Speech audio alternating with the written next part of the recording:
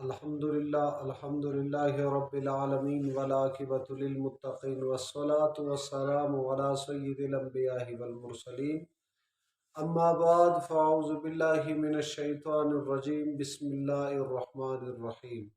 سامعین و سامعات، ناظرین و ناظرات، السلام علیکم ورحمۃ اللہ وبرکاتہ۔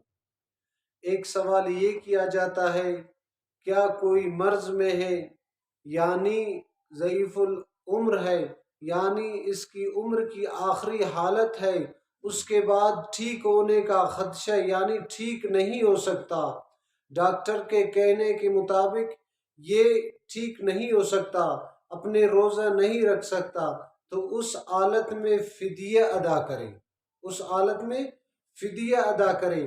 اگر کوئی شخص یعنی اس کے بعد تندرست ہو سکتا ہے، یعنی رمضان کے بعد تندرست ہو سکتا ہے، کیا کوئی فدیہ ادا کر سکتا ہے؟ نہیں، بلکہ ان کو یقین ہے کہ ڈاکٹر کے کہنے کے مطابق یہ رمضان کے بعد ٹھیک ہوگا، تو اس پر فدیہ ادا کرنا ٹھیک نہیں۔ اگر کوئی شخص یہ کہہ دے کہ میں فدیہ دے دوں گا، روزہ نہیں رکھوں گا، تو اس طرح اگر کوئی فدیہ دے دے بھی نا، نفلی صدقات ہوں گے، یعنی اس پر جو فرض روزہ ہے وہ باقی رہے گا۔ دعائے رب کریم سے ان باتوں پہ ہمیں عمل کرنے کی توفیق عطا فرمائے۔